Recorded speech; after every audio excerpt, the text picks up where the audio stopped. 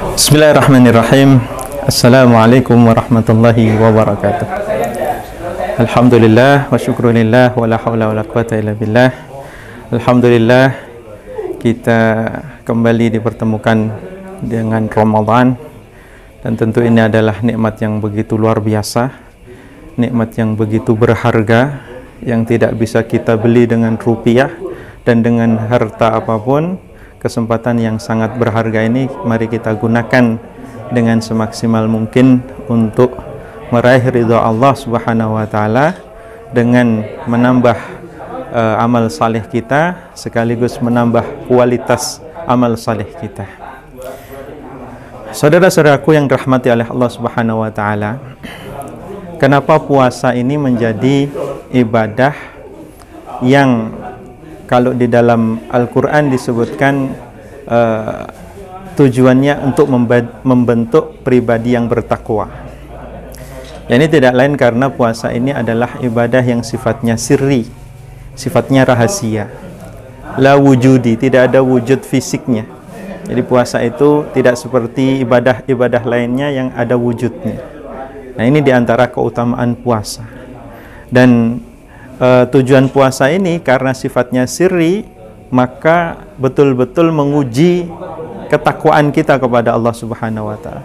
Di mana dalam kerahasiaan ini, di mana orang lain tidak ada yang tahu apakah kita puasa atau tidak, ini kita sedang diuji oleh Allah, apakah kita jujur dengan keimanan kita, apakah kita jujur dengan keislaman kita. Tentu jika kita berpuasa dengan sebenar-benarnya puasa, kita dituntut untuk jujur dengan keimanan dan keislaman kita. Nah, targetnya jika orang ini bertakwa, maka ketakwaan ini harus berdampak pada seluruh aktivitas kita, seluruh perbuatan kita, dalam keseharian kita. Maka ketakwaan ini tidak cukup hanya di bulan Ramadan, ya. Jadi Ramadan ini keistimewaannya banyak. Namun ketakwaan ini tidak cukup hanya di bulan Ramadan, sehingga selepas Ramadan kembali lagi menjadi orang yang, mohon maaf, kurang beradab di hadapan Allah Subhanahu wa taala.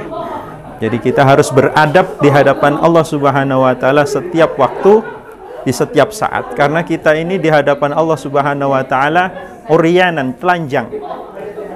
Allah Subhanahu wa taala Maha tahu segala gerak-gerik kita, dimanapun kita berada, bersembunyi di ruang apapun, terkunci bagaimanapun bagusnya kuncinya, Allah Subhanahu wa taala Maha tahu itu. Nah, karena ketakwaan ini begitu penting, maka dari itu kita mengajak para saudara-saudara kita, mengajak saudara-saudara sekalian untuk senantiasa memegang teguh ketakwaan ini dalam bentuk kita melaksanakan perintah-perintah Allah yang betul dengan sebetul-betul pelaksanaan, dan juga menjauhi larangan-larangan Allah Subhanahu wa taala. Dan kita tahu dalam melaksanakan perintah Allah Subhanahu wa taala ini ada prioritasnya, ya. Jangan sampai kita salah prioritas. Apa yang diprioritaskan yaitu yang wajib-wajib terlebih dahulu, lebih diprioritaskan daripada yang sunnah. Jika bertabrakan, harus diprioritaskan yang wajib daripada yang sunnah. Kalaupun tidak bertabrakan, ya kita perbanyak yang sunnah yang bisa kita lakukan. Nah, yang wajib diantaranya adalah berdakwah untuk menerapkan syariat Allah Subhanahu wa taala. Di mana menerapkan syariat Allah Subhanahu wa taala ini adalah kewajiban yang sangat besar. Dan syariat Allah ini banyak sekali jumlahnya yang saat ini ditinggalkan. Terutama syariat yang mengatur urusan publik saat ini banyak ditinggalkan, sehingga kita saksikan masyarakat kita ini ketika tidak diatur dengan syariat Allah Subhanahu wa taala, ya akan terus terpuruk dan terpuruk, karena sebetulnya sistem atau aturan apapun di luar Islam ini akan mendatangkan mafsadat, akan mendatangkan kerusakan, akan mendatangkan penderitaan di tengah-tengah masyarakat. Ada orang yang mengatakan asal maqasidus syariah itu tercapai, tidak perlu menerapkan syariat. Nah, ini ungkapan yang keliru. Maqasidus syariah, di situ ada dua kata, maqasid dinisbatkan kepada syariah. Kalau kita melaksanakan syariah, maka maqasid ini harapannya akan tercapai, ya, di mana dengan syariat Islam ini ada hifdzul akal, hifdzul nafas, hifdzul din, hifdzul mal, hifdzul irad, dan seterusnya dan seterusnya. Itu maqasidul syariah itu akan tercapai dengan pelaksanaan syariat, ya, tercapainya dengan pelaksanaan syariat. Jika yang dilaksanakan bukan syariat, ya, dengan mengklaim maqasidul syariah, itu sebetulnya hanya klaim saja, yang realitanya bukan maqasidul syariah yang tercapai. Seperti sekarang ini diterapkannya sistem demokrasi sekuler liberal, neoliberalisme, ya. Yang tercapai bukan maqasidul syariah, yang tercapai adalah maqasidur ra'sumaliyin, ya, yaitu kepentingan, ya, kepentingan kaum kapitalis. Itu yang tercapai, yang terjadi saat ini, bukan maqasidul syariah, ya. Di mana saat ini kita saksikan yang terakhir kemarin, bagaimana korban pembegalan itu justru menjadi tersangka dan ditahan, ya. Kalaupun tidak viral, itu akan terus ditahan dibebaskan karena viral dan banyak tuntutan di sana sini. Artinya apa? Artinya sebetulnya itu sudah menyalahi maqasidus syariah, ya. Dan itu menunjukkan betapa hukum buatan manusia itu sangat lemah untuk menciptakan keadilan. Dalam syariat Islam, korban penjambretan atau korban perampokan, pembegalan itu boleh melawan. Boleh melawan.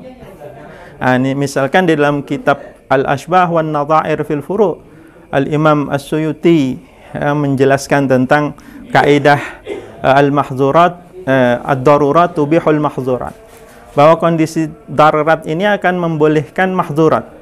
Contohnya beliau kasih contoh di situ. Setelah beberapa contoh, beliau di antara contohnya adalah daf'us sa'il, ya, walau qatalahu, ya, yaitu bagaimana membela diri dari perampok, membela diri dari begal, ya, meskipun pembelaan diri itu mengakibatkan si begal tadi meninggal, ya. Jadi walaupun pembelaan diri ini mengakibatkan si perampoknya mati, nah, jadi justru itu dibolehkan dalam syara', dan itu termasuk aktivitas mulia karena menjaga diri, menjaga harta dari kejahatan orang yang memang ingin melakukan kejahatan.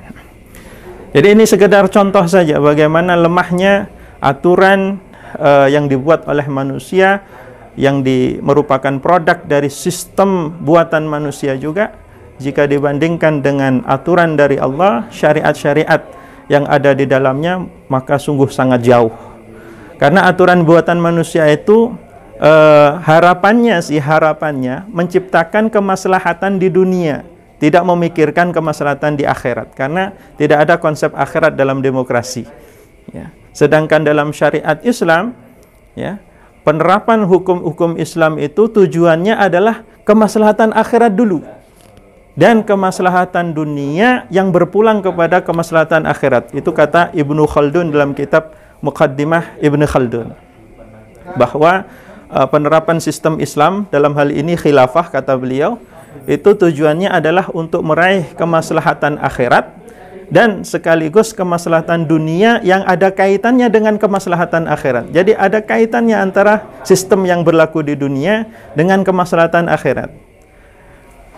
Karena apa? Karena kata beliau, apapun yang terjadi atau diterapkan di dunia ini haruslah mengacu pada kemaslahatan akhirat. Masya Allah. Jadi apapun yang diterapkan, apapun yang diberlakukan di dunia ini harusnya adalah mendukung kemaslahatan di akhirat, ya, dan itu otomatis akan menimbulkan kemaslahatan di dunia, karena kita percaya Allah Subhanahu wa taala zat yang maha tahu akan manusia, seluk-beluk manusia, tentunya menurunkan hukum untuk manusia adalah sebaik-baik hukum. Dan Allah sendiri mengatakan, afa hukmal jahiliyati yabghun, apakah hukum jahiliyah yang diharapkan, yang diinginkan, ya, Wa man ahsanu minallahi hukman liqaumi yuqinun. Barang siapa lagi yang lebih baik hukumnya daripada hukum Allah bagi orang-orang yang yakin. Masalahnya Anda yakin atau tidak? Masalahnya kita yakin atau tidak? Kalau kita yakin, insyaallah dan kita sebagai mukmin diperintahkan untuk meyakini, ya, meyakini bahwa segala apa yang datang dari Allah dan Rasul-Nya itu pastilah maslahat, karena Islam rahmatan lil alamin. Alafu minkum, assalamualaikum warahmatullahi wabarakatuh.